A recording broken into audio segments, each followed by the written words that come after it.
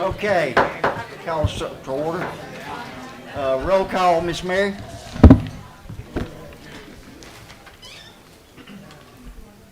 Chairman Smith, Here. Mrs. Black, Here. Mr. Connor, Here. Mr. Daugherty, Here. Mr. Groan, Here. Mrs. Haddon, Here. Mrs. Jones, Here. Mr. King, Mrs. Schaefer, Here. Mr. Slater, Here. Ms. Thomas, Here. Superintendent Dr. Robertson.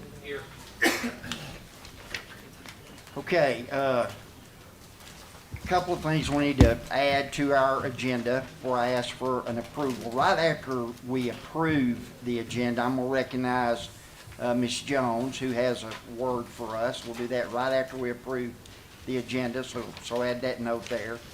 Go up to, or down to administrative business matters. B, under Chief Financial Officer revised school fee for Tyner, then we're going to have a number 2. And number 2 will be the state of the teacher bonuses. And then we'll have a number 3. And number 3 will be the East Side Turf Agreement. And then under board matters, we're going to add a 3. And that's going to be a cell phone policy, first read and discussion.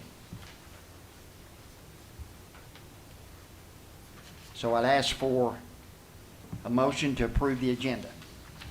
Move to approve. Second. No discussion, roll call. Mrs. Black, Yes. Mr. Connor, No. Mr. Daugherty, Yes. Mr. Groan, Yes. Mrs. Haddon, Yes.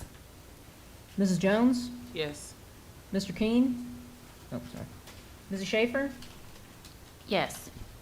Mr. Slater, Yes. Ms. Thomas, Yes. Chairman Smith. Yes. Okay, Mrs. Jones. Thank you, Chair.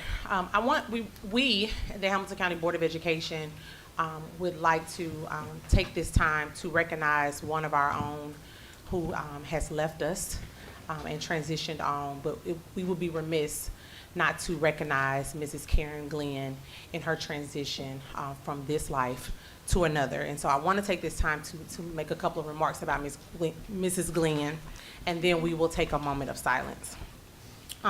If you ever met Mrs. Karen Starks Glenn, then you have been blessed to have been graced with one of the most beautiful smiles, with the deepest of dimples that would brighten up any bad day that you probably were having, with the softness and the tenderness of her tone in her conversation with you. I was very fortunate to be one of Mrs. Glenn Starr's students while I attended CSAS, and what an opportunity that was for us and my peers and I, as we participated in students taking a right stand, if y'all don't know what STARS means, and what that meant during that time, and even more how that sits with me now as an adult and where I am here when I talk about things such as what we just discussed previously about inclusion and equity and making sure that people are feeling valued and not bullied, or making the right decisions. Mrs. Glenn was that individual in my life during my educational journey that taught me that specifically. And so I want to say that I'm a Christian, so I often think of, when I think of Ms. Glenn, I think of the fruits of the Spirit. And someone else said that most recently, I saw on a post about her, and it's so true. When you think about the fruits of the Spirit, she exhibited love, joy, peace, patience, kindness, goodness, faithfulness, gentleness, and self-control. She had one of the most calm demeanors I've ever seen in my life. I hope she left a little sprinkle of that on me, because I don't have that all the time. But really, and I'm honest about that. But before I stop talking, I want to share with you, and I'm not a fan of this person per se. I'm not a beehiver, but I do think that this young lady has talent, and she has lyrics to a song called "I Was Here" that came out in 2011. And when I thought about Miss Glenn this weekend, when I heard of her passing, I thought about some of the lyrics to that song, and it says, "I want to leave footprints on the sands of time. Know that there was something that I left behind. When I leave this world, I'll leave no regrets. I'll leave something to remember so that they won't forget. I want to say I lived each day until I died. I know that I had something in somebody's life. The hearts that I've touched will be the proof that I leave, that I made a difference, and this world will see. I was here, I lived, I loved. I was here, I did, I've done everything I wanted, and it was more than I thought it would be. I will leave my mark so everyone will know I was here. And so when we think about Miss Glenn, and if you ever experienced her, and if you didn't, you can just ask any of us that did, and we'll tell you that she was here, and she did just that, and she left indelible marks upon our hearts. So to the Glenn family, to Aaron, to her husband, to her sister, to her family, everybody that, her church family, all of her friends, we want to extend our heartfelt condolences to you. Her school, her Hamilton County family, we extend our heartfelt condolences to you because you truly shared a gem with us. And we are so grateful that she came our way. This time we take a moment of silence in honor of Miss Glenn.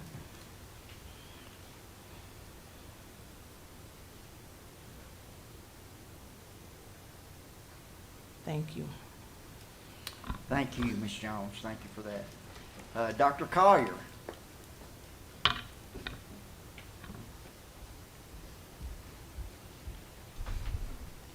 Please join me in standing for the Pledge of Allegiance. I pledge allegiance to the flag of the United States of America and to the republic for which it stands, one nation, under God, indivisible, with liberty and justice for all.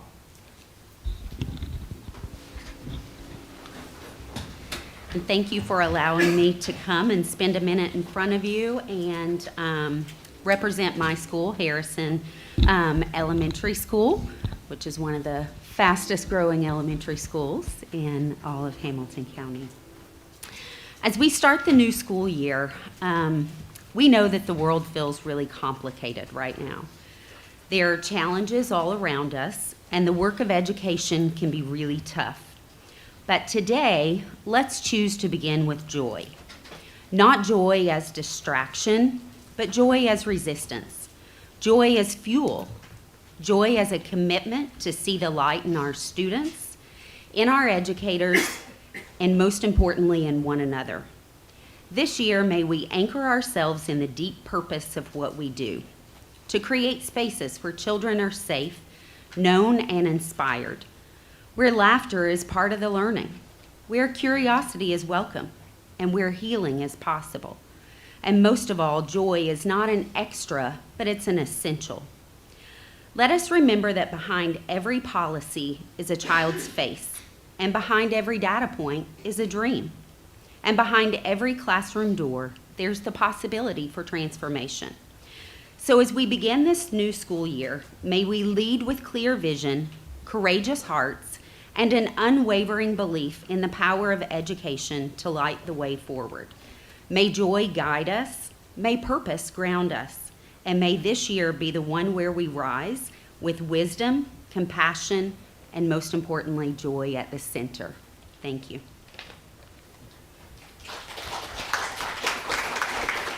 Thank you, Dr. Collier. Coach James? Sure do enjoy this part, more than the last, by the way. We're here to celebrate tonight. Hamilton County Schools had a banner year in spring sports, crowning yet again another state championship and multiple state champions from various schools, state runner-ups. A lot of great things going on in Hamilton County when it comes. We're going to start off, this is kind of getting to be old hat for the people of Signal Mountain when it comes to track and field and cross-country championships. Ben, if you'll just come up here for a minute, Mr. Daughtery, and we're going to get some pictures. We're going to call the kids up. Tell you about their coach real quick. Head coach is Dustin Carpenter. Has 18 state championships under his belt while at Signal Mountain. He has roughly about 45, 50 kids involved in his cross-country program. He does an excellent job. With him tonight are his two of his assistants, Brady Weatherly and Michelle Hivlers. So if the coaches would come up real quick, we're going to introduce the Signal Mountain Eagle Ladies 2025 track and field state champions here. So if you'll just kind of get up here together.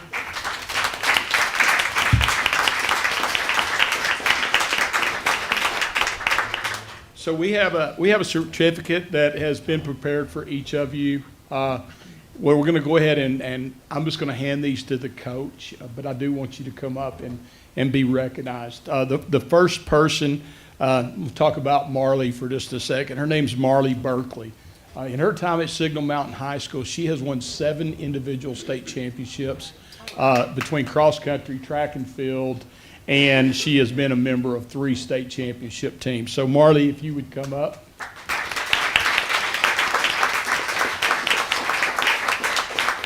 Next team member is Fiona Sisto. I'm going to do my best on this. So Fiona, if you would come on up. Miss Paige Hivlers. Miss Naomi Malone. Miss Natalie McGann. And Miss Maxine Richards. Ladies, you're very fortunate to have a community committed to excellence, a coaching staff that is committed to excellence, and we are so very proud of you as a district. So once again, thank you for repping Hamilton County Schools the way it should be. Be a champion. You guys are champions. Thank you.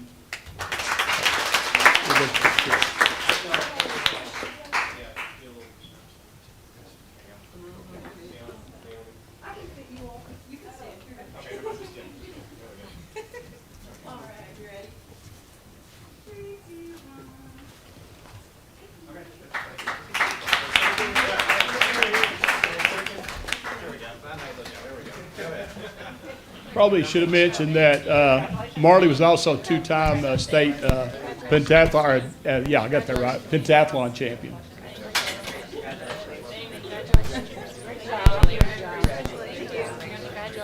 Great work.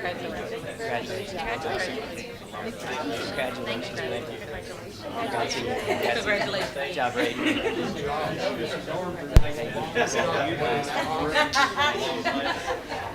Awesome. Thanks, sir. Appreciate it. Good to see you.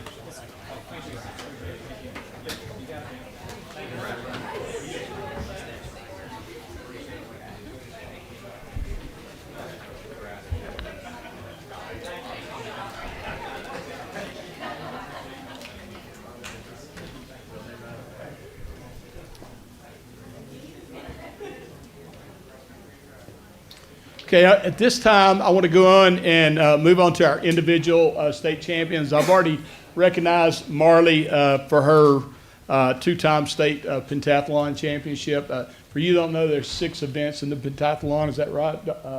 5 events. Sorry, 10. Pentagon. Got it. All right. But anyway, it's a grueling event. Boys do the decathlon, but I know that's 10. So let's just make sure.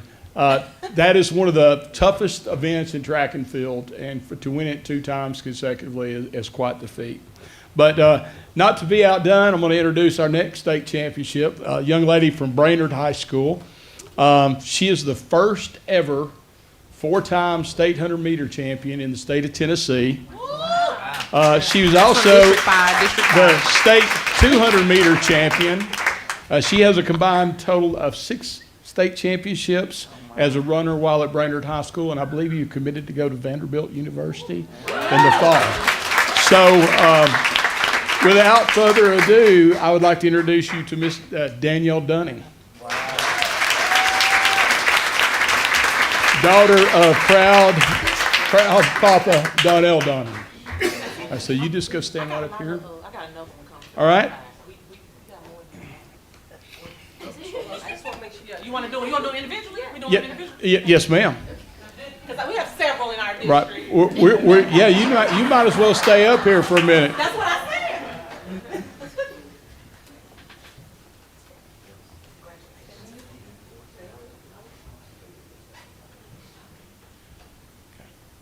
All right. Well, you can get a picture. Do y'all get a picture? Okay, congratulations. Best of luck to you. I guess I'll have to, as bad as I hate it, I'm probably going to have to say go Commodores next year. It's probably against every fiber that I have to say that, but I'm going to be rooting for you.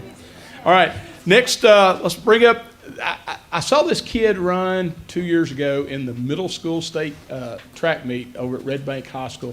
And I coached track and field for 30 years. I said, this is the fastest 8th grader I have ever seen. He's went on to become a 2-time state champion at this point from Tyner Academy, Karante Cunningham. Come on up here.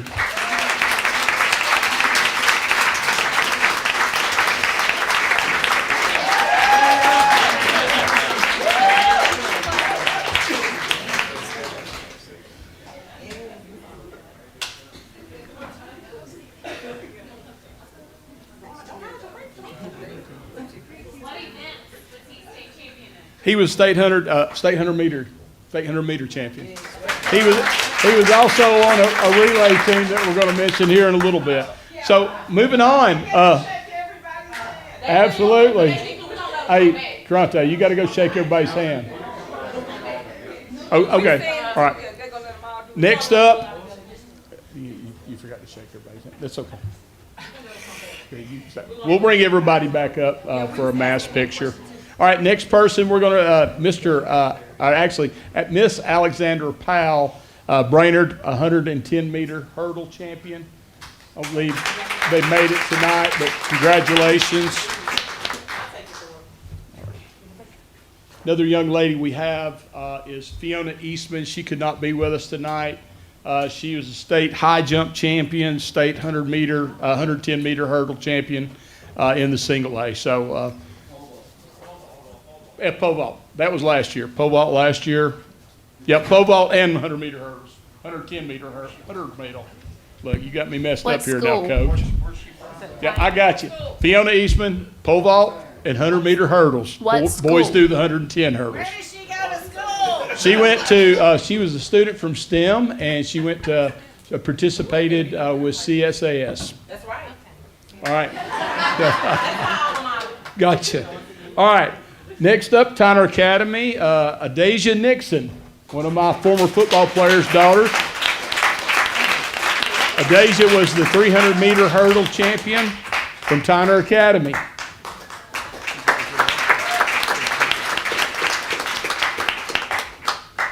We have another CSAS young man. I don't believe he made it tonight. Mr. Jace Bone was the state 400-meter champion. Jace, we're with you somewhere. Next is the state the state high jump champion from Tyner Academy, Miss Jocelyn Brooks.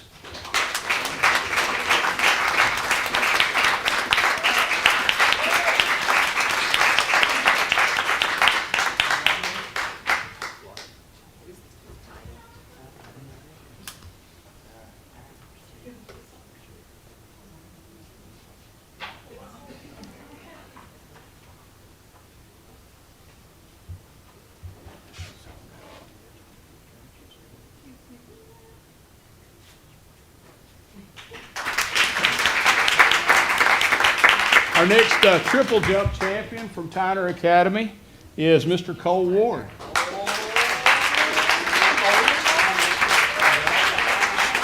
Son of UTC football coach Tyrus Ward.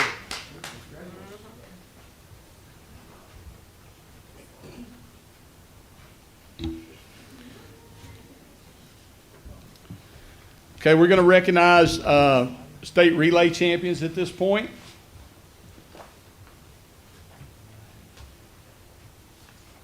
All right, the ladies 4x100 meter relay champions from Brainerd High School. This team was a combined Danielle Dunning, her sister, I've got to find it here, got it out of Denia Dunning, Jamelia Bell, and last but not least, you're not Karante Cunningham. So. No, yes, it is. Sorry, I had one stuck together here. Maybe. Malaya Roseberry. So come on up, girls.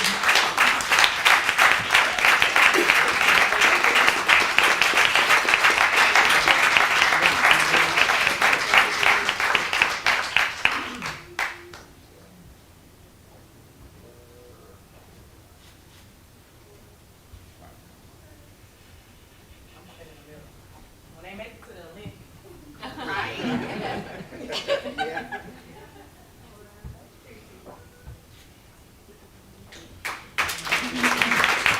The Tyner boys won the state championship in the 4x2 meter, 200-meter relay.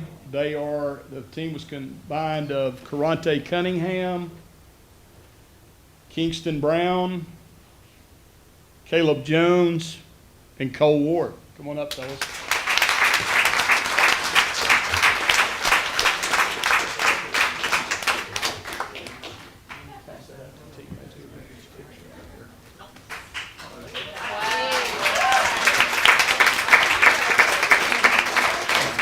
Y'all go get you. Did I mention that Tyner was state runner-up this year as well? Very proud of you guys. All right, we are up to the Signal Mountain girls. I'm sorry, get our picture made. Coach, we were going to introduce the old guys later. Absolutely.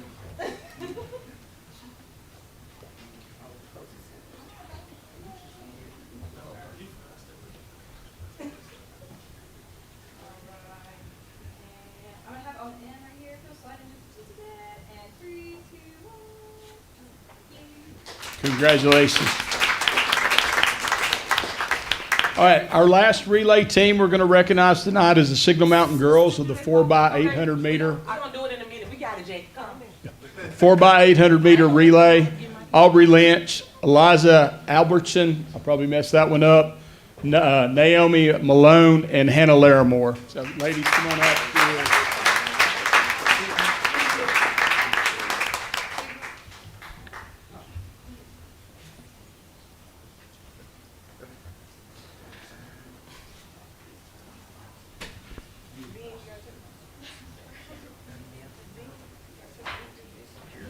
That's yours, B. What you doing?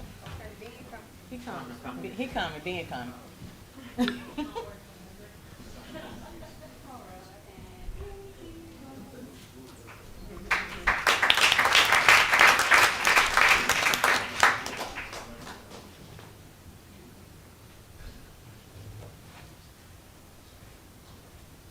All right.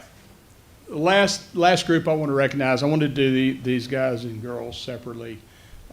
They spend many hours of their time away from their own families, committed to developing young men and ladies and turning them into state champions in this case. Just because you don't win a state championship doesn't mean you're not a great coach. But we definitely want to recognize Mr. Dustin Carpenter. If you would come up, please, sir. From Signal Mountain. Coach Donnell Dunning from Brainerd High School. Is Sunita here? Sunita here? Right here. It's Dixon right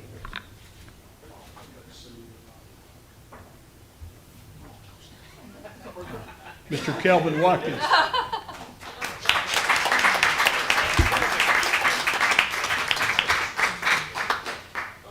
Did Carrie make it, Kelvin? Okay. You can't have them both now. Not with us tonight is Mr. Brendan Lowry from CSAS. And I wanted to make sure that I didn't leave any out here. All right. Coach Dunn. Yep. So if we could do something real quick, let's get a picture with all the coaches together, which you just did, and then all the athletes that were here to be honored. If you'd come up for one last photo, we'd appreciate it.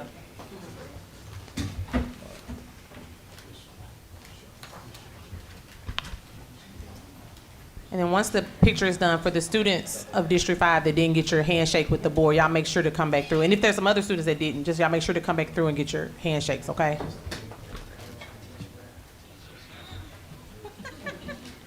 This one I will have y'all slide into the center as much as you can. Well, we figure out how to run. We don't have what we need, but we figure it out clearly.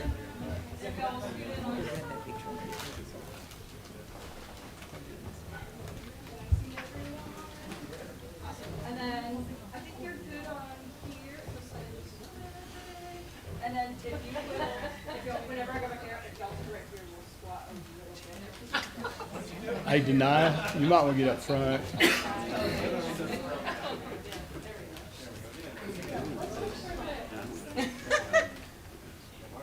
Y'all scoot up right here. Oh, you come over. Y'all scoot up so I can see him. And hold your head up so you can see.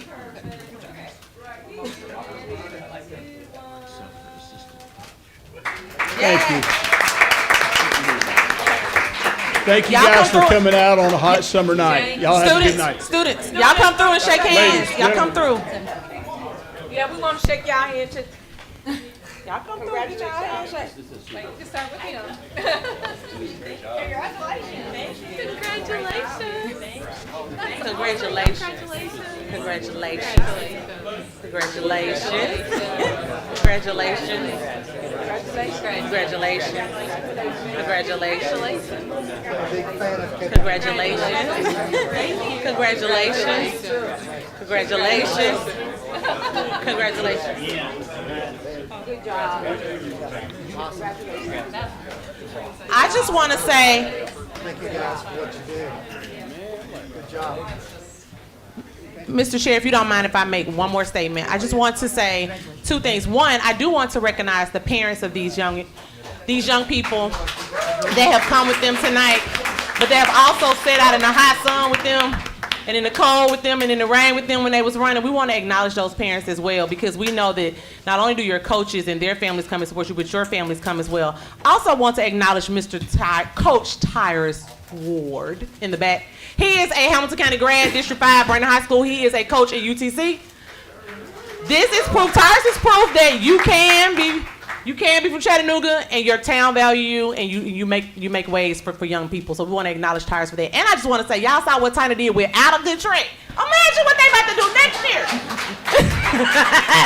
on that new track. So just get ready. That's right. To shake some more hands next year with Signal Mountain and Tina. Congratulations. And Brandon coming up next with that track. Don't worry. I got y'all. We about to vote on it in a few minutes.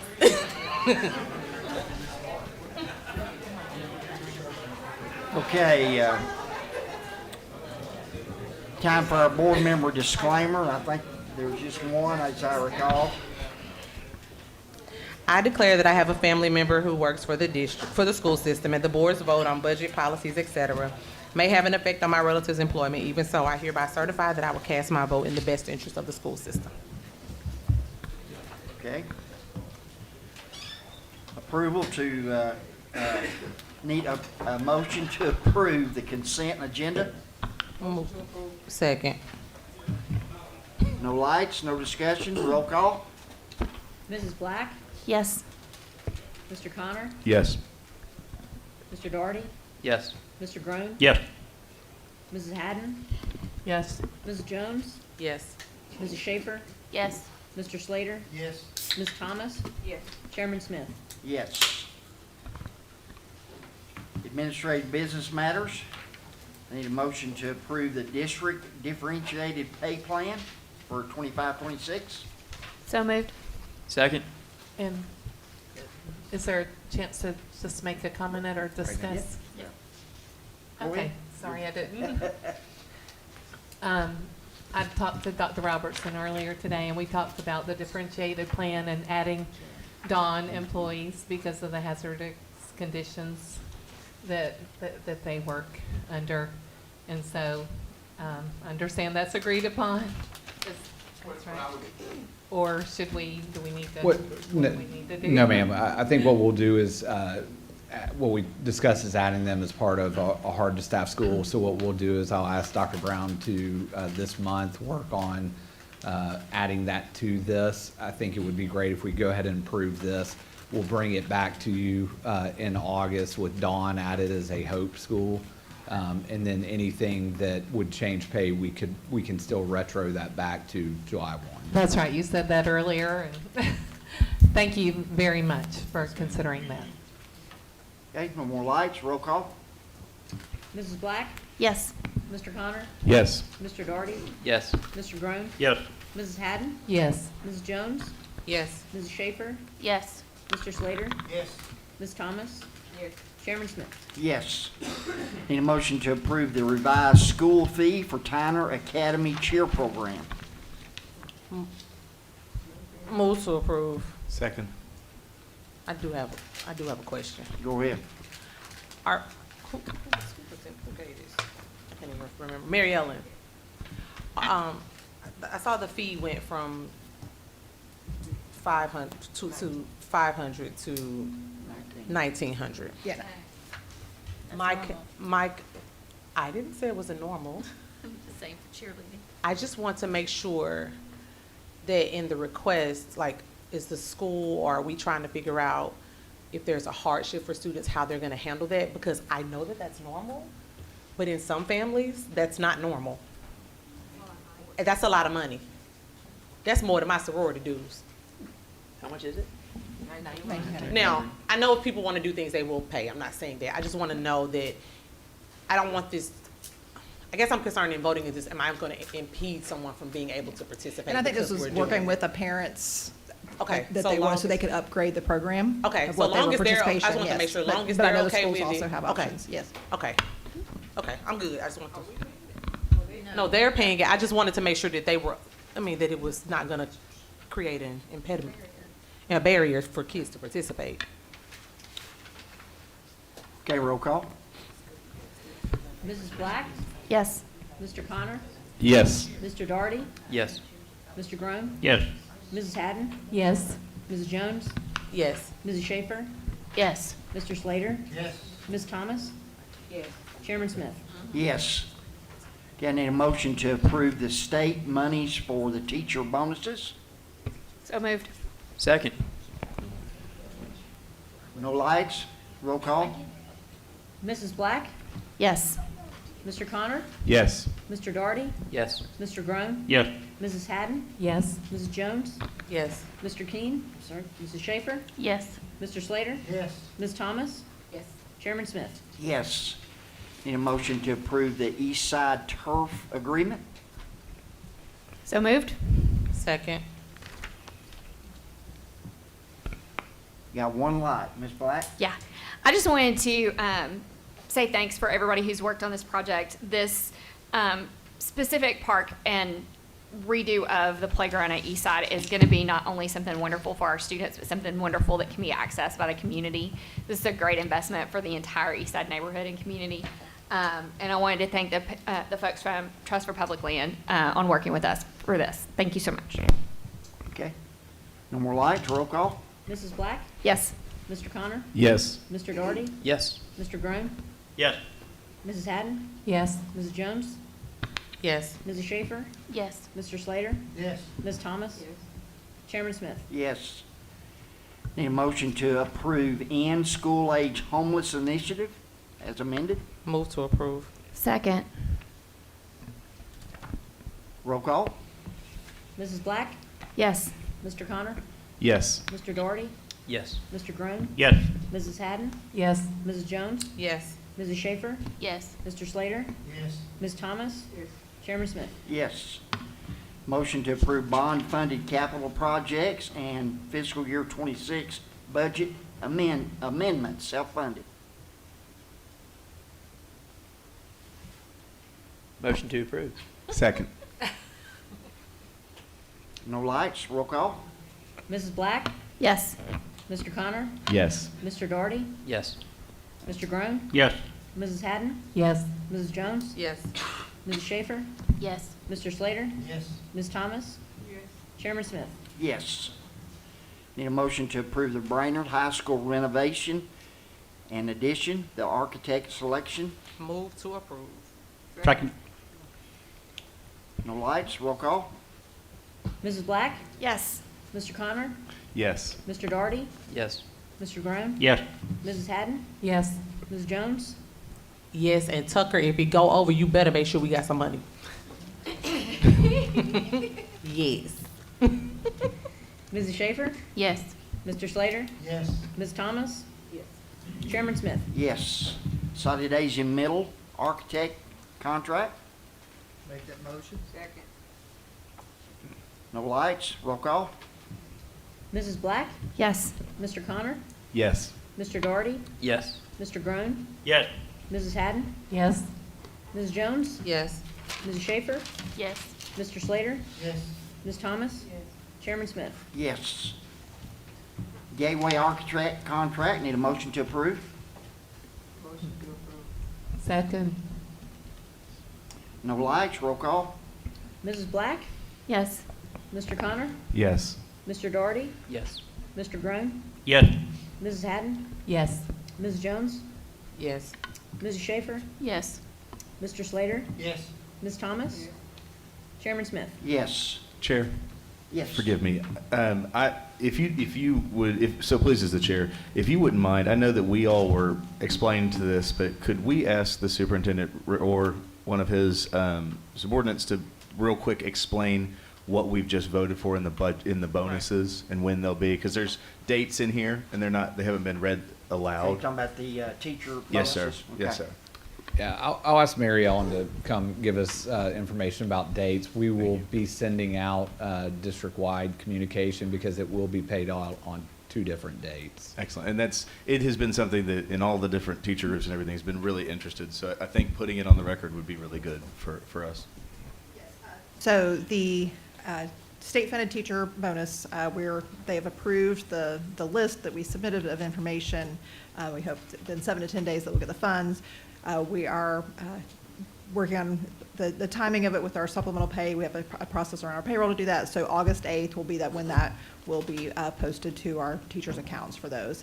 And then we approved, had you approve in the budget, setting aside funds to fund a matching bonus for teachers and other staff that did not qualify for that. And so that will be on September 19th. So we have to have time to compare the list, make sure we know everybody that returned is eligible. In your packet, you'll see a detailed list explaining the eligibility for that, and we will be communicating that out to our staff so they'll be familiar with that as well. Thank you. So the points I heard is that the state has paid us the money. It's approved. It has not been released to our account yet. Okay. Approved, not released. We have matched it. The 2 dates are August the 8th for the and teachers. September the 19th. 19th. Yes. And I'll say for the group, we're sorry that it has to be waited, but I think that the board as a whole is really happy that we chose to make that choice for the teachers. So although it's going to take a little while, I'm very happy that we are able to provide that to everyone that deserves it. So thank you for humoring me. Okay, Thank you, Chair. Thank you, very good. Amended charter school application. Need a motion to approve? You're gonna Mr. Bowles and Ms. Moore, but I think that they could probably, I don't know, I defer to you, Scott. I was gonna say the motion in a second, and then they could present either way. We've got a motion in a second, but, so now would be the time, I think, for them to, Second. Didn't nobody make the motion? I'll make the motion. okay? So we got a motion, we can can I get a second? No. Could put it up. I can't get a second? Good vote Okay, I for it. second. Okay, we got a motion, a second, now. Mr. Bowles. Good evening. As you know, Tennessee Wildflower did meet the timeline to submit an amended charter application that our team did review. Because she did such an excellent job last time, I'm going to turn the microphone over to Fanny Moore, our charter coordinator, and then we will both be here for questions should you have any. Good evening. As was stated, we are here tonight to present the amended application for Tennessee Wildflower Public School. Just a reminder, per state board rule, charter sponsors have 30 calendar days from a denial to submit a revised application addressing noted deficiencies. Of the 2 initial applicants, only Tennessee Wildflower submitted an amended application.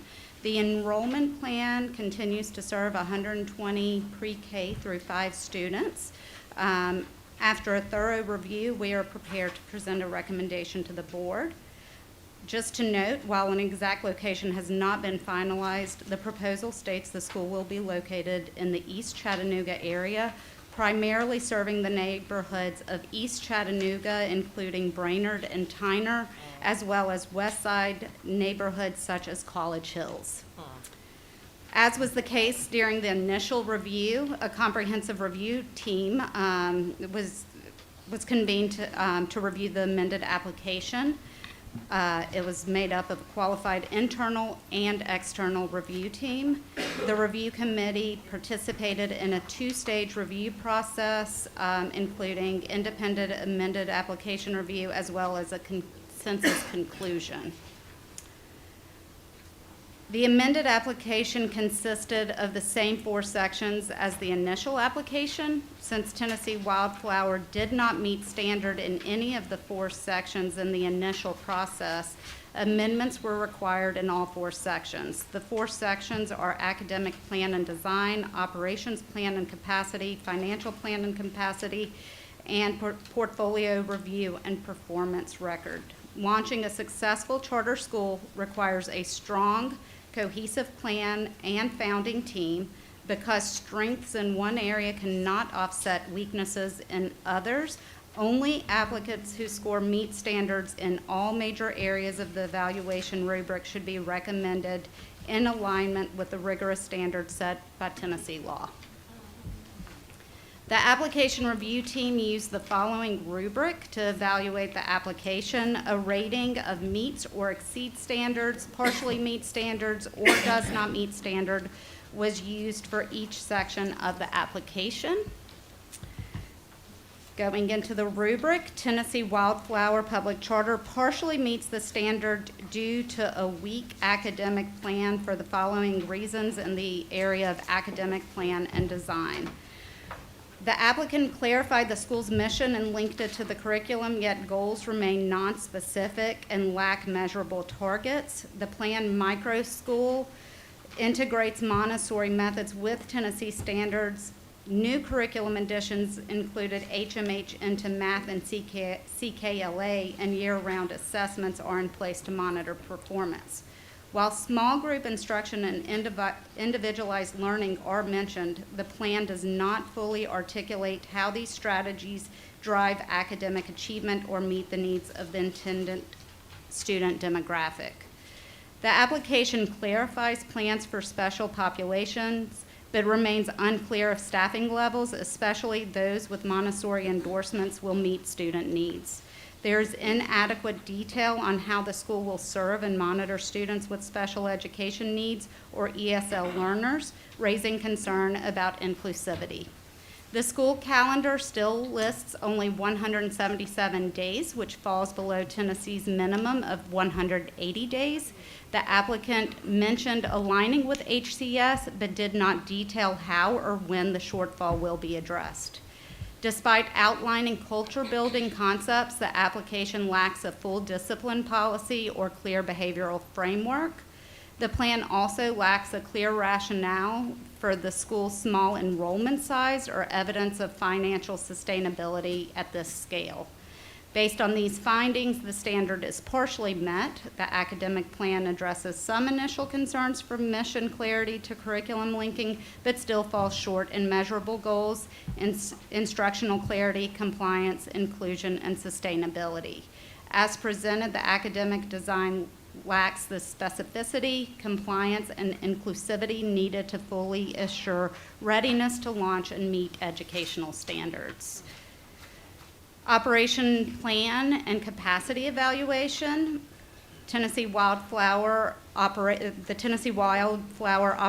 Plan partially meets the standard for the following reasons. The proposal included a 6-member board with strengths in K-12 education, real estate, finance, and community engagement.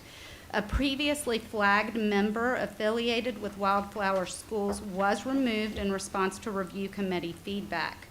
Despite domain expertise, there's insufficient evidence that the board has the capacity to found and operate a charter school effectively. The oversight framework lacks clarity on how it will monitor educational, operational, and financial performance. The staffing and organizational chart are not comprehensive. Year one proposed staffing includes classroom teachers at only 3.14 FTE, ESL at 0.25 FTE, and exceptional education at 0.5 FTE. This level of staffing was deemed inadequate for operational success. While salary ranges may be competitive with HCS, exact compensation packages were not disclosed. Additionally, there is no detailed professional development plan or teacher coaching structure, especially for supporting special needs students. A broad facility timeline was given, stating that they would secure a site by October 2025 and readiness by June 2026. But this was done without a step-by-step milestones, tasks, or compliance checkpoints. The applicant cited complications accessing publicly available underutilized facility data. In fact, the underutilized facility report is posted on the State Department's website as well as the HCS website. Transportation, health, and safety and technology systems lack detailed planning. The review team remains unconvinced these areas have been sufficiently addressed to support effective student services. The amended application fleshes out the support role relationship with Wildflower, including renewal, termination clauses. However, the agreement does not define clear performance metrics, deliverables, or board-level accountability measures. Furthermore, Wildflower is relatively early in its development and lacks a robust record with similar demographics to the proposed student body. Ultimately, the review committee found that the standard was partially met. The operations plan aligns partially with academic goals, but areas such as governance, capacity, staffing, facilities execution, and CMO accountability remain underdeveloped. The review committee also is not confident that the plan in its current form ensures effective operations or readiness to launch and sustain the school. The financial plan and capacity evaluation, Tennessee Wildflower does not meet standard in the financial section of the amended application for the following reasons. The initial application noted that the school had secured funding through the CMO Wildflower Schools. This information was restated in the initial interview and the amended application. The amended application, though, lacks several key components, including clear financial controls and a comprehensive financial management plan, reasonable and complete budget assumptions, alignment of revenues and expenses. The proposed budget also underfunds key operational areas, including facilities, transportations, staffing, technology, and employee benefits. An explanation of expenditure methodology or budgeting for high-need students is also lacking. The proposal assumes VPK funding will be granted through the LEA's grant partnership with the TDOE. However, this is not secured, and a clear contingency plan is not approved if not provided. Overall, the review team lacks confidence in financial viability and sustainability and found that the amended proposal continues to not meet the standards set forth by the state of Tennessee in this area. The portfolio and review performance evaluation.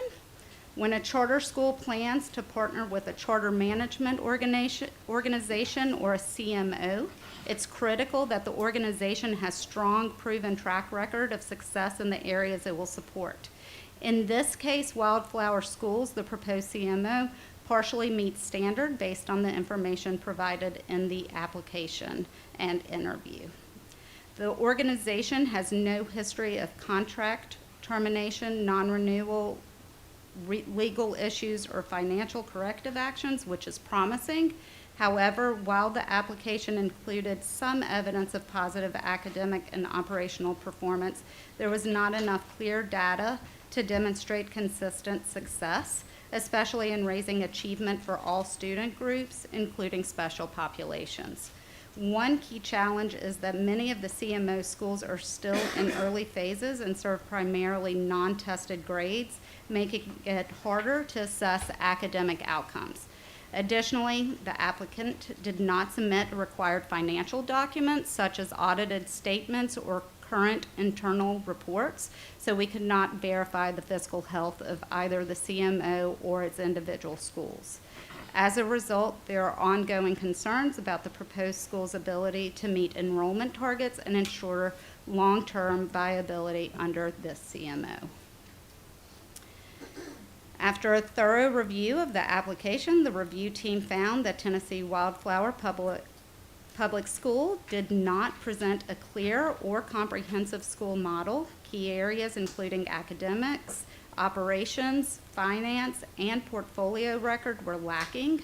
While the intent is appreciated, the team does not have confidence that Tennessee Wildflower Public Schools can successfully open and sustain a strong learning environment for all students.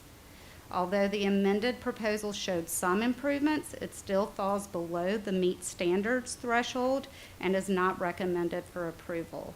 As a reminder, only proposals that meet the standard in all major areas are eligible for authorization. Questions?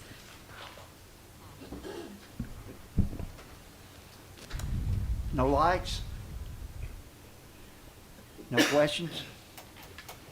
I do have one question. Just to clarify, they do not have a site in mind at this particular junction.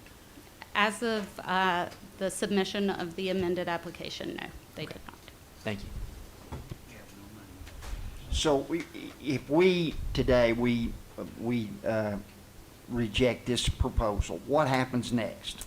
If you choose to deny the application, we notify them, and they have the ability to apply to the Charter Commission. If the Charter Commission, through the Charter Commission will do their own application process. If the Charter Commission chooses to approve the application, we will be given opportunity to take them back and serve as their authorizer, or we can deny that and the Charter Commission would oversee the school. But, Chair, but their numbers would still count against ours even if we didn't accept them back, no? If the Charter Commission chooses to accept them and we deny the offer to take them back, then the Charter Commission serves as their authorizer and LEA. And we're held at no fault in any of the numbers, grades, et cetera, et cetera, et cetera. Correct. It would fall under the Charter Commission. That's all I need to know. We ready to vote? Call for the question. To restate the question, Mr. Groan made a motion to approve the recommendation to deny. Oh, can I take my second back? What? No. Not anymore. I thought it was just for them to come up. Well, I just, what he, maybe I have different understanding. What I thought he was making a motion was a motion to approve. Now, we're going to vote on whether to approve it or not. He was making a motion to approve their recommendation, which was to deny. And if y'all don't want to do it, I move to approve to deny them. I just want Okay. Second. Go ahead, Mr. Benton. I promise my baby a lemonade Mr. slushy. Chairman, I just want to be clear that I understood Mr. Groan's motion. Mr. Groan, your motion was to approve the recommendation, which is to deny the application. No, my motion, I thought, was To approve the charter. bring it before the board for a vote and let them make their presentation. Okay, well, then, I don't know that we, Now, it's up to the board. well, okay, then I don't know that we have a motion, Mr. Chairman, because they made the presentation. Right now, I move to approve the recommendation of denial for this amended application. I second. That was very I clear. second too. We're good now, sir. Okay. Roll call. All right, Mrs. Black? Yes. Mr. Connor? Yes, move to Daugherty? deny. Yes. Mr. Groan? Yes. Mrs. Haddon? Yes. Mrs. Jones? Yes. Mrs. Schaefer? Yes. Mr. Slater? Yes. Ms. Thomas? Yes. Chairman Smith? Yes. May I make a comment? Yes. I just want to know why this organization here in Hamilton County is supposedly getting funding with help from the Wildfire Foundation. Why bring us something that they don't have a site, and they have no money for, and wasting our time. Why would they bring an application before us that doesn't meet the standards? That's irritating to me. Larry, you should look into that. Yeah. And just so that you all understand the process, charter schools do have a year of planning that they are given, so. Thank you for your thorough work. Thank you. Thank you, we appreciate you. Okay, thank you. Okay, it takes us down to board matters. Excuse me, I'm sorry. Coaching stipends. Steve, speak to that. I'm sorry. Go ahead. Sorry. Okay, excuse me. As I discussed in the last session, the Title IX imminent issues of inequity with the classified pay versus the faculty rate pay. Currently classified, you'll see in this little thing he just gave you, there is a classified employee stipends list, and then the front page of what he gave us is the faculty. So the faculty is a percentage. The classified is a flat rate. Classified is much lower than the percentage, and it's an inequitable situation that could very urgently create a legal issue. Even in the proposed, which is not being voted on, but in the packet he gave us is the proposed flat rate that we're going to have the committee discuss, there's still a distinguishable inequitable difference in the amounts from the flat rate for faculty versus the flat rate for classified. Would it be different? Yeah, it is different, and even this proposed flat rate. Look in this chart right here, Jill. It's like $2,500 difference on some of the things. So what? Yeah, so, not to interrupt. I'm not done. I'll finish when you're done. Historically, we've been trying to avoid wage and hour issues because you can pay, when you're paying non-faculty folks to do work in excess of their regular work week, you have to be certain that they're not doing classified work because that triggers a problem with wage and hour issues. And so we end up having to calculate a great deal of overtime considerations. Now, there's a way to address this by leveling it up and treating it as exempt work. We historically haven't done it because it's expensive, and it still requires us to go through and look on a line by line here, what exactly is the bowling coach doing? What exactly is the assistant flag football coach doing? So there's a way to do this. It's going to require us to be in some weeds. But I will say that we have, in my school, an immediate and equitable situation for the same job. And it all boils down to classified versus faculty rates, and it's going to expose us to liability.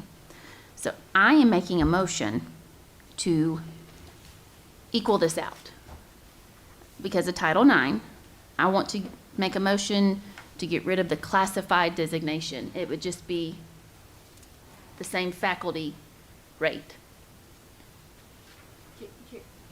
Can we read to, how like to read more about what that looks like? I want to share some. Go ahead. So Scott and Mary, Yeah. historically, you guys have advised us on this, and there have been very clear Yeah. recommendations from y'all that we cannot treat this the same. I completely agree. Like, we've pressed for years Yeah. to make this the same, and we've been told because of employment law, we could not do it. Yeah, and the fix is expensive, and it, here's why. What you end up having to do, so coaches, faculty coaches are exempt under the wage and hour rules because what they're doing involves instruction. Likewise, if you have a non-faculty coach, they can be treated as exempt as well. Now, if they're volunteers, you can pay them a stipend, but you have to pay them a small enough stipend that they can't actually be doing it as a regular job. That gray area in the middle is where you have a non-faculty classified coach who maybe works 35 hours a week during a regular job, and then you ask him to do something else. If he's now working another 200 hours during the course of the year, and he's working in an area that is clearly classified by coaching, I mean. And let me explain what I mean. If he's managing equipment, that's classified work. If he is managing scheduling, that's classified work. If what he's doing is he's working alongside the players and he's teaching the players the fundamentals of the game, now he's working as an educator and he's exempt. So if you follow what I'm saying, the nature of what the coach does depends upon whether we get into some wage and hour troubles. That's why we have consistently said, be very, very, very careful about this. And this is why we've also consistently said, if we're going to look at this, we kind of need to look at it globally. And by globally, I don't mean simply this. I mean, I think we actually need to look to see what the nature of the job is. And as a for instance, and football is easier for me to comment on than many of these other things. So if you're an offensive line coach, you're teaching the kids the rules and the fundamentals of the game. That's clearly exempt work, clearly. I would say the same thing is probably true with basketball. But in some of these other positions, you might be doing scheduling. You might be doing equipment management. And once you're doing that, you're not acting as a teacher, you're not acting as an educator. And then we have to treat you as a classified employee, a non-exempt employee for wage and hour purposes. We have to calculate your overtime. And so now, let's take as a for instance, let's take I don't know, any one of these folks. He's maybe making $1,500 during the course of the season. With those people, if all they're doing is instruction, we can classify them as exempt. But once their primary duties start to become managerial, well, now we've got to figure out their rate, their average rate to do time and a half. See how complicated it can become. I agree with Ms. Schaefer that there are inequity issues that we need to address. And we've heard for years that our non-faculty coaches are not compensated, are not thanked appropriately. This is a concern, but Dr. Robertson's right. It's extraordinarily complicated. I want to be clear, though, there are multiple categories. There's a certified faculty coach. Yes. There is a classified faculty coach, and then there are non-faculty coaches. The way you just described it, I feel like we could write job descriptions that would clearly indicate that these are not managerial positions, that they are coaches that are providing sport-specific instruction. That would be my preference, and I understand the concern as it relates to that specific position. I understand that. But my preference would be that we pump the brakes and we figure out, and maybe we make whatever we do retroactive to the start of this school year, but my preference would be that we do exactly that, Dr. Robertson, that we look at the duties of this assistant, we look at the duties of this head coach, and we determine what the primary duty is. If we're willing to do that, then there is an easy way to address this. If we don't do it, then one of the hypothetical concerns that we've always said is, let's take the 35-hour-a-week employee who's working now 20 hours a week during the season. You're now looking at time and a half potentially. And so that creates an So could you not just get rid of the faculty classified position and merge it with just the faculty position if they're true, and maybe you just do it for head coaches?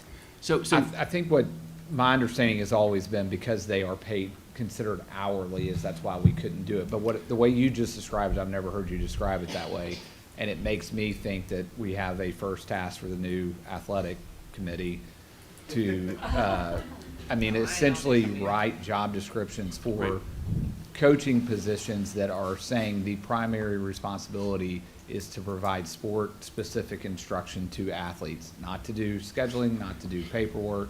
And the problem that you run into, and you can get into the weeds of this very, very quickly. How many times do our baseball coaches go out and work on the field? All of the time. And so our concern has always been blurring the distinction between the coaching aspect, the instructional aspect, but then everything else that they do. I remember when Dr. Wingate was advocating for this, one of the things that I learned is how much non-instruction stuff coaches do. I get that, and that's the hang-up. I think that there is a way to address this, and I think it is easier with some sports, like basketball,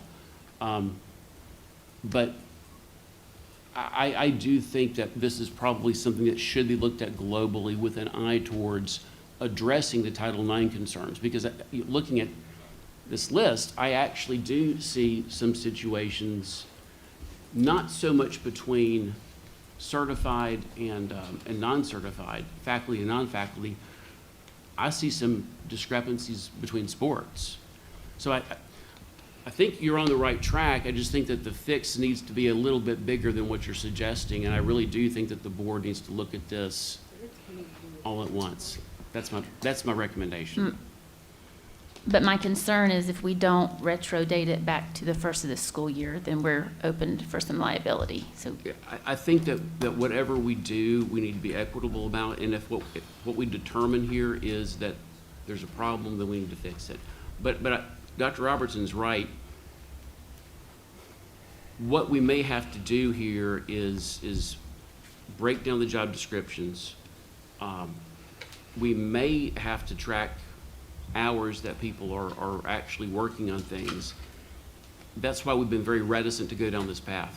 That's exactly why we've been reticent to go down this path. But tracking hours and being sued for Title IX, that's a no-brainer. I want to be sued. Well, and so it's sort of like picking your poison, because to Dr. Robertson's point, the reason that we've been so reticent about this is because wage and hour and overtime lawsuits are also real.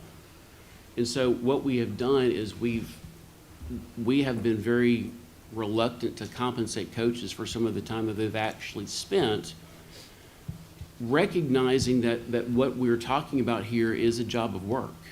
It can be done, but it's been one of these things that we've been slow to do, precisely because when you peel back this list, you have to figure out on a sport by sport basis how people are spending their time. Glad to help with it, and Dr. Robertson's right. We've written lots of memos over the years about this, and I'll be happy to share them with Mr. Slater, just so that we're clear. But just so I'm on the same page, Mr. Bennett, the Yes, sir. basis of your position is leaning on the laws from a federal level? Yeah. Yeah. Yes, sir. So, and to be clear, there's each sport's going to be different. Each head coach is going to expect different things of his assistant coaches. One thing that's certain is that the wage and hour, the Department of Labor sent an opinion letter a few years ago that says, to the extent that all you're doing is providing instruction to kids, all you're doing is providing instruction to kids, that's exempt work. And so you don't have to worry about overtime. The problem that we have historically had is we didn't know how to separate out work that is just instructional versus literally everything else that the baseball coach has to do or the football coach has to do. So Dr. Robertson's heard me give a simplified explanation of this over the years because this is extraordinarily complicated. So is it classified as a stipend? So when you're doing a stipend to a faculty coach, it doesn't matter what you're paying them, because if the faculty coach is already a teacher, so he's already exempt, we're not tracking his hours. Right. You're paying him a stipend to acknowledge his service to the program. You don't have to track the hours because the first 40 hours don't count. Right. Right. let's take your custodian, okay, or food service worker, somebody who's working an hourly rate. When that guy who works the hourly rate at, say, $10 an hour, he gets done with his day job, and now he goes and he works as a coach for, say, $7 an hour, and he goes over, I'm sorry, $7.50, he goes over, and arrive at $7.50 by doing some of the math here, how much time you're gonna spend divided by the amount. Say it's $7.50. Well, now if he's working 50 hours a week, you've got to blend his hourly rate, and part of that has to be overtime. For some of these folks, probably we're going to be okay because the amount is high enough. For some of these, I just don't know.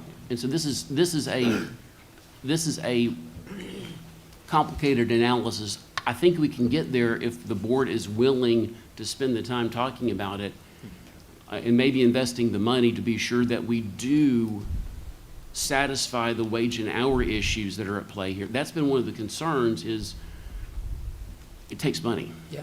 Just last question. What if, this may be more of a question for Justin's team, what if we classified it as a bonus in the sense of what if? Does it matter? Does it matter? There's actually also guidance from Wage and Hour that says stipends or bonuses or whatever you want that are just honoraria, just thank yous. Those are non-taxable, and you don't have to worry about wage and hour issues, Right. so long as it's not enough money that would actually motivate you to do the job. It has to be a simple thank you, okay? And the best guidance on that point is it has to be about 20% of what market rate would be. So hypothetically, if market rate for a coach would be $10,000, then the most that you could do for a stipend would be $2,000. Which is what our classified rate's at. It's like a stipend.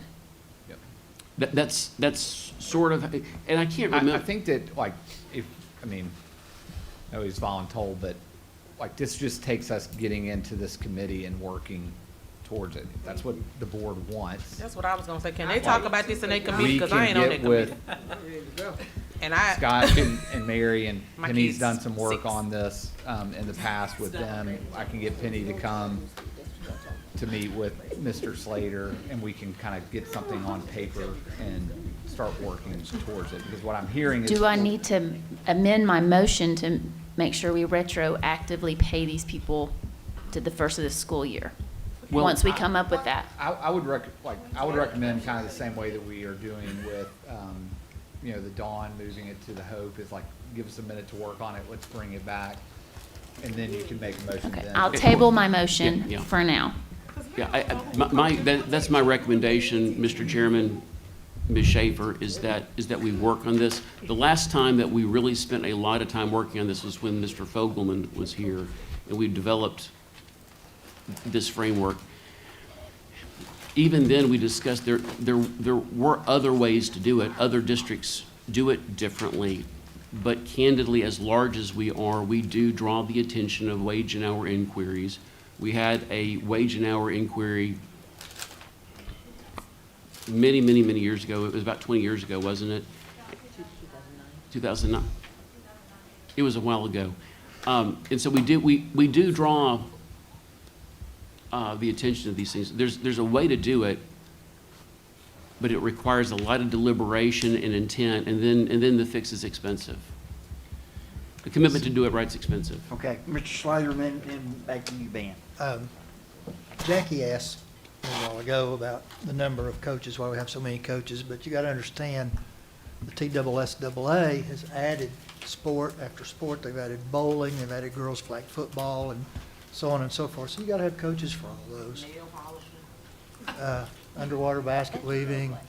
But just to reiterate what Scott's saying, we'll get together and we can work that out without any problem.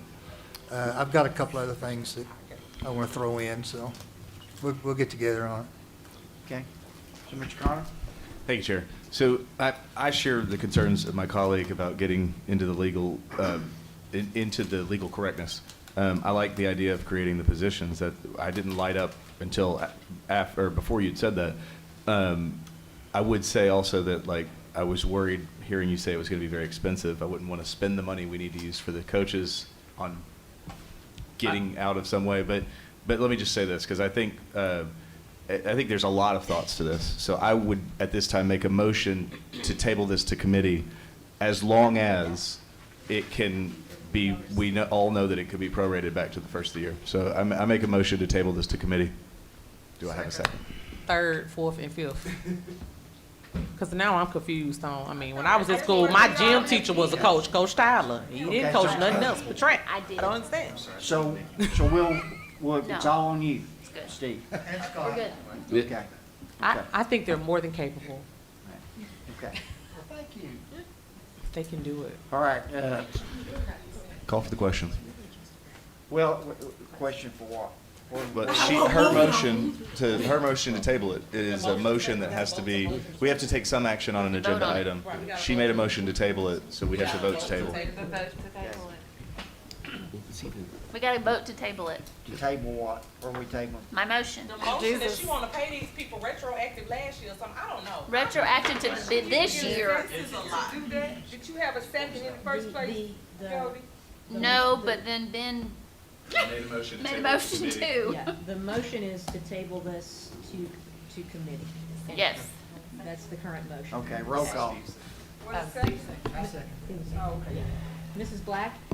Yes, please. Mr. Connor? Yes. Mr. Doherty? Mr. Grun? Yes. Mrs. Haddon? Yes. Ms. Jones? Yes. Mrs. Schaefer? Yes. Mr. Slater? Yes. Ms. Thomas? Yes. Chairman Smith? Yes. Okay, cell phone policy. I think everybody got a copy of the latest document that Shannon put together for us. This is a first read. If you want to drill down on it now, we can, or we can wait till another time. I've got my letter, the whole, to have a policy in place before the school year starts? no. We've got one. If you're wanting to table it to another time, I will light up and I'll make a motion to table to committee. But is that what you asked for? No, I just said, this is a first read, we don't have to do anything. Okay. Yeah, We don't have to do anything tonight if we don't want to. No. It's a first read. I have one question about it then. How much will this cost us? 500,000. You got a price in there. There's two prices that are reflected in there. There's a price for high school only and a price for middle and high school. Here, it's coming down. What? Thank you. Okay, y'all. I'm sorry, I stand corrected. There's a number for all middle and high schoolers and then one for economically disadvantaged. Would you mind, I was just. I'm going to have Ms. Moody come up. Thank you. I don't see the price. Appreciate you, either. Ms. Moody. Sure, there was, well, I don't think we printed that Yeah, for them, it's so not- I can it's not. send that out through email. Sorry, I didn't know we were gonna reference it that way. We did get a quote from the company that we were talking about previously. The quote was, at that point, we were asking for what would it be for the estimate of all economically disadvantaged students in middle and high school, which was about 12,000 students. We got a quote for that, and then we got a quote for 21,000, which would be all of middle and high school. So we can see the cost of those. I'll just go ahead and let y'all know it's about $30 a pouch for that cost. Are we gonna pay for it or the parent? The policy that you have in front of you says that the student will be responsible for paying for that. I think the logistics of that is we would have to upfront the cost of those and then find ourselves getting that back from the And student. if they don't pay, we don't get it back, right? Yeah. We also have to buy I would have to defer to like what our Or they don't pay processes their were. cell phones? Forgive me, I think it's still, I did ask a question, but I believe it's still on my time, correct? Okay, thank you.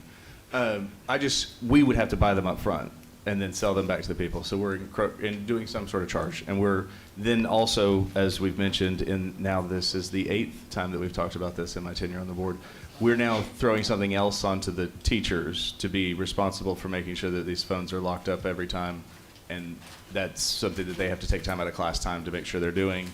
And do we feel like these are something that will fall in line with Tennessee code, where in the instance of an emergency, the child can have immediate access to their device, which I didn't write the law, but that's what the law says and we are bound by. I'm asking opinion, I guess. I think I could say there will be operational, like we'll have to figure out the operation of this. Okay. I think that at the end of the day, like there was some discussion in the last things about that lunchtime usage, and I know that in our current cell phone policy, that is at the discretion of the principals. I know, for instance, one of my high school principals was choosing to change where they weren't going to be available to the students during lunchtime. Outside of potentially changing a sentence to say that a child has access to them in the case of emergency, our current cell phone policy is in line with Tennessee code, and it needs no changing. So I'm not going to be somebody who sits here and tells the teachers that they can't have their step raises, but we're going to blow off a bunch of money that probably won't be used to buy little pouches for classrooms. So unless that comes out of this, there's no way I'm going to support it. Comment? Larry? I've got all sorts of research on the banning of cell phones. All these pouches, if it's an emergency, can be opened with a pencil, but it breaks the needle to where you ruin the pouch. So what are we going to do if we would approve this, even if we upfronted the cost? Why would we need to do that? Isn't this a parent's responsibility to purchase these? And what's the difference between the 12,000? Does the 21,000 include the 12,000 economically disadvantaged? So we give them two numbers. You know, what is the number? Is it 33,000? No, the 21 is all of them, and then 21. 12 is ED. And- Middle and high, the 21 was middle and high. Okay, so, and that's $30 for the pouches? And that's probably a deal. Well, there's other vendors. I mean, we just Yeah. looked at that one vendor, for example. Ben's got one right here, and the unlocking device, and I think this particular one is 15, 14, 15. Yep. So there's other vendors out there. But we would have to provide an unlocking device, is that correct? Yes, yes. Okay, I know the yonder pouches can be opened. You just take a pen or pencil, pop it. But then they'd have to buy a new one. Yeah. Okay. But I think this should be a parental responsibility. You're talking about to purchase the pouch? Yeah. Yeah. I do too. That's what I say. Corinson? I mean, it's like eBay, Amazon, come on. I think I'm confused on why we spending all this money. If you just don't want them to use the phone, tell them don't use the phone. And I don't know, but I'm not going back down this rabbit trail. I just think that's just a big question for me because we have a policy, like Ben said, that is fine based off of what the new Tennessee code annotator says. Give or take what we prefer here. I don't really see the need of asking a teacher to, let me see this contraption. Sure. Let me see that. Here's the See what I'm saying? That's mounted. And Tay acting up, I'm trying to teach you, and I'm trying to get to your phone because you got, like, it's too much going Now on. hold up now, that's mounted, so that'll be at a set location, whether it's an But exit or an my entry point is, point. it's like, how many of these we gonna have sitting on the wall in Hamilton County School? Well, that's part of the cost. When you factor in the cost of these, they take that into account. So you've got your actual devices plus those, so it's a package. And it's mounted on the wall? Those are mounted, and then you also have the ability to have mobile ones. So a principal could have one, a coach could have one on their keychain. They're a lot smaller. I don't have it, but in event of emergency, someone could utilize that. Okay. I'm not voting for that. I gotta understand the point. That's a waste of money when we got people that, we just laid off people. Well, not laid them off, like, I don't know. In the grand scheme of things, I just spent $147 on school supplies. Here's my receipt. So while y'all want to buy that, y'all could have bought these expo markers I got to buy for my kids' teacher. Where'd you get it at? Because they need those as tools to teach. Like some stuff, it just doesn't make sense in payment. If we cut money. The lady today asked us to cut some more money. I'm trying to figure out what else we gonna cut. But at the end of the day, we want to spend how much on these? The expo mark is $897, and that's for them to teach. Like, it just doesn't make sense to me. Well, it's an opportunity cost. I mean. So the opportunity to teach my kid how to do math with the Black Expo that I have to pay for should be the opportunity for the teacher that we're employing that we can't give them the step raise for, and not for $33 for a plastic box to put somebody's cell phone in. 14. Well, whatever. I have 2 cell phones, so for me it'll be $30. I'm just saying it doesn't make logical sense when you look at the needs of our schools to buy a box for a kid to put a cell phone in rather than just to say, hey, don't bring your you can't have your cell phone, and enforce what the rule is. So I don't care how much time we talk about it, I'm never voting for that. Ms. Felice? I would love it if we could try the low-tech option, you know, just having the pouches on the walls. And every teacher I've known about or talked to, and I know it's been successful in other places, you know, it really is pretty successful. You know, they come in and put their It's the shoe organizer on the back the of the shoe door. I organizer. mean, I'm okay with that. I got 3 of them at home, brand new, somebody can have. Can we move on? And anyway, I would love for us to try that, and if everyone really made an effort to use that consistently.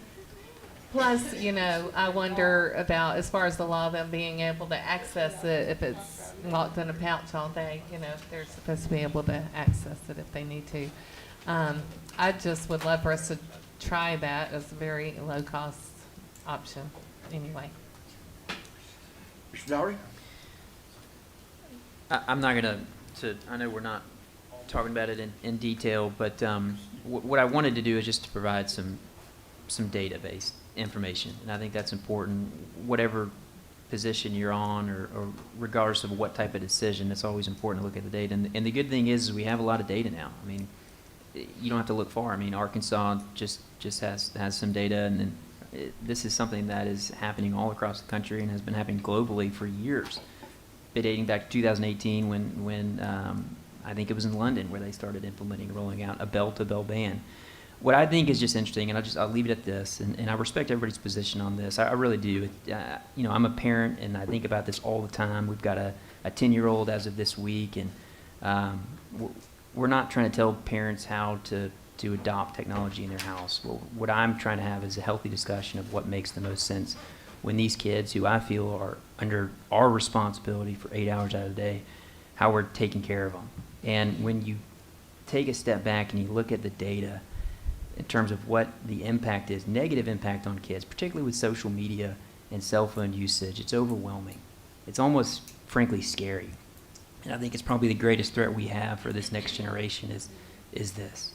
So I would encourage you just to look at it. It's incredible in terms of what the results are seeing, particularly from the reduction in altercations, bullying, disciplinary measures. I mean, there's such a positive impact on it, and I think this is something that I know you guys already talked about it, Creets. I apologize, but it's so important, and I think honestly, and I know Joe agrees with me, this is probably one of the most important things we're going to talk about, just because it has such far-reaching implications with these kids, not just academically, but socially. And it's something that we should really explore further. And I know we're not getting to it tonight, but please review it. There's references on it. Do your own research. And I'd be surprised if you didn't come to a similar conclusion based off what's been out there publicly made. Thank you, Ben. Ben? Ben? Sorry, Chair. I would reserve my comments because I know we're going to talk about this, but it's time sensitive. I was interested, if you wouldn't mind, because I know we are about to have our PD day for all of the employees. I'd love for you to poll the teachers and say, in the interest of helping the students, because I agree with you, and I really do. My wife and I talk often. We actually just had this awesome video shared with us about the dangers of social media and body shaming and all of the things. But I equally want to be a good steward of the monies that we have and the time and the respect towards the teachers. So I was wondering if maybe you thought there was a way that a survey question could be, if we were going to lock up cell phones, or if we were going to have them out, would you prefer? Why don't we? why don't we take a shot at like a couple of questions and send it out as a pulse check? That would like be we great. Do Yeah. regularly. And we'll run it by the entire board and just make sure everybody's good with it, and we can send that out like August 1st. I think that could be really helpful for us to hear from the people we're making decisions for, to see what works best with them. So, thank you. Okay. No more lights? Okay. Announcements down there, you see 31st, Mr. Chairman. administrative in service? Mr. Chairman. Yes, We've skipped over the director's evaluation. excuse me, thank you, good catch. Everybody should have gotten that as an email, I think yesterday, or maybe day before yesterday. Last week. I was tied up last week, so I don't think I saw it till yesterday. So, what, I guess the action we need to take there is that as you have reviewed that, is that the instrument that we want to use? That's the question. Or do you want to tweak that in some way, add something, delete something? So that's the question. I would like to be able to read it and come bring it back, Okay. because I have not read it, really, everything on it, and, so. Okay. Yeah. Okay. Thank you, Chair. I reviewed it, and as I've said to a couple people talking about this, more data is never bad. It's just making sure that it's not repetitive and that we're asking the good questions and getting the answers that we need. Basically, in reading through it, the only thing that I saw that kind of stuck out to me, and I want to add like one word on page 7. Column 1, under sources of evidence, the final bullet point says, nature, extent, and frequency of complaints or concerns voiced about subordinates within chain of command. I'd like that to say something of like qualified or verified or something along those lines, because I wouldn't want us to be taking into account that somebody got mad at the superintendent and sent in 1,500 emails in the course of 2 days, and we have to take that as a metric rubric or whatever. And there weren't too many other places, but I think that's kind of where my mind was on this, is making sure that the wording is qualified things, not just, I mean, obviously this is our opinion on the job description, but anything outside of a board member's opinion should be something that's a factual data point given to us. Go ahead.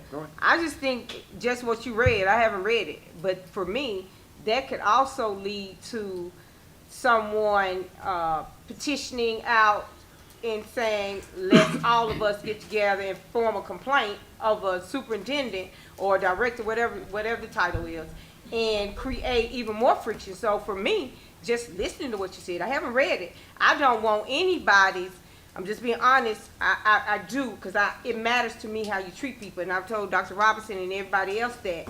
But what I don't want to happen is people get angry, do petitions, and come in here and give us all of these complaints, and we're supposed to judge based on what they say. And that's if you gave me that, I would not want that to be a part, because it should be what I have seen and what concerns people may have told me. And as you said, Ben, it's been factual, but I by no means want to even, this is me, entertain such a question that way, when I know from a community perspective, I get everybody I know, look, we don't want this superintendent, let's just, this how we get rid of him, because that's part of his evaluation. So that would be my concern with that. That's my concern, and I have not read it yet. So please, as the chair, I'd like to make a motion to table this for board review to the August meeting. Thank you. I second. I had a light, Mr. Okay. Chair. Go ahead. I just want to clarify that there's been no edits to this. This was a merge of last year's form and the TSBA form. And the only other people who have had input is the superintendent and Mr. Bennett. So We made some edits, right? That's what she said. that's what I'm saying. No, you and Mr. Bennett are the only two individuals who have made edits. Otherwise, it was just those two forms merged. So tabling it so that board members can make edits, I'm fine with. I just want to clarify that the version that you're reading, no board member has written one iota. Can, Yeah, can I clarify the edits that I made? I essentially was trying to take away redundancies and take away things that, because the TSBA, a lot of it, when you read it, applies more to small school districts. So there were some things that just like would not even apply, but that's the extent of what I edited. It was just redundancy, and this would not even apply. So Yeah, that's correct, board members, and I edited some additional things that, in view of what, some ideas that I'd gotten about that. I also recalled some of the discussions earlier in the year about Dr. Robertson wanting to be accountable for certain things going on in the administration. So I've added some things, and I highlighted for your review the things that I added, but I think Mr. Connor's point's well taken. That the complaints that y'all receive, it's sometimes beauty is in the eye of the beholder. So I've gone ahead and I've edited that entry to say nature, extent, and frequency of legitimate complaints or concerns voiced about subordinates. Just so you know, that wording is in two places. One refers to the superintendent themselves, and the other refers to their employees. Right. I'll make that throughout. And obviously, the legitimacy of a complaint is going to be in the eye of a board member, and the assumption here is that y'all are going to use common sense. You're not just going to simply tally, okay, that person called me again, that person called me again. So, but to the point that Ms. Schaefer made, if anyone has any thoughts about why something is worded the way it is, please reach out to me. If you have an addition, please reach out. If you have something to delete, let me know. Otherwise, this is basically the model that we've had before, the TSBA model, and then it's been trued up a little bit to reflect recent conversations and to eliminate redundancies. We got a little bit of time. When do you anticipate that all the data, the testing? The TVOS data won't be public till the end of August at the earliest. And then it depends on what we want to wait for. The last piece there is kind of the school report card where the schools get grades, that kind of thing. That doesn't come till closer to November. Well, November, overall December. district rating. Yeah, district rating, things like that.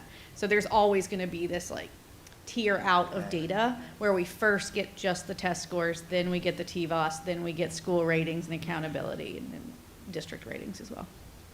So there's a little disconnect there. I think maybe we had this conversation about the timing of when we wanted to get this done. It didn't line up with when we get all the data back. Well, Right, it's the the policy policy. and the contract, Yeah, and yeah. the policy has not been revised in a while. District data used to come back, you almost always had it back June and July. We don't get that anymore, and so the contract is written to basically say, I think it's within 30 days of the final data. I send you self-evaluation. Within 30 days of that, you guys complete that. So that could be December, yeah. Well, yes, that's when we will be doing the evaluation, but his contract also says that we're supposed to agree on the instrument really after the last evaluation. So if, hypothetically, if he needs to do a better job polishing widgets, then the next evaluation, we put in there that he's going to do a better job polishing widgets, so he's got 12 months to work on the widgets. So we're behind with the instrument. Yes, ma'am. Okay. So do we need to vote to table that? I don't know if that's necessary. I don't think so, Mr. Chairman. What I'm hearing is the board's not ready to talk about it. So we'll do it in August. Please let me know if you have any thoughts or comments. Okay, thank you. 31st, administrative in-service, August 1st, professional learning conference, Monday, administrative in-service, Tuesday, administrative in-service, Wednesday, August 6th, first day of school. Been a fast summer. Okay, everybody be careful. Why do we start so early? Before anybody that August 7th. Before is first anybody day of that works in phase-in Hamilton for County little Schools leaves, Josephine. I need someone to help me register my kid for first grade because Power School has been down for 2 weeks. And my password ain't working, and this is what they gave me, and I need help. Because it's stressing me out.